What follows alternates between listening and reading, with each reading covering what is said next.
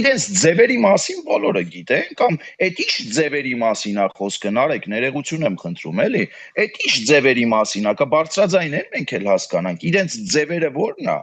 Ռուսաստանի Դաշնության քաղաքացին ձևերից կարող է խոսալ Հայաստանի Հանրապետության ներսում։ Դուք պատկերացնում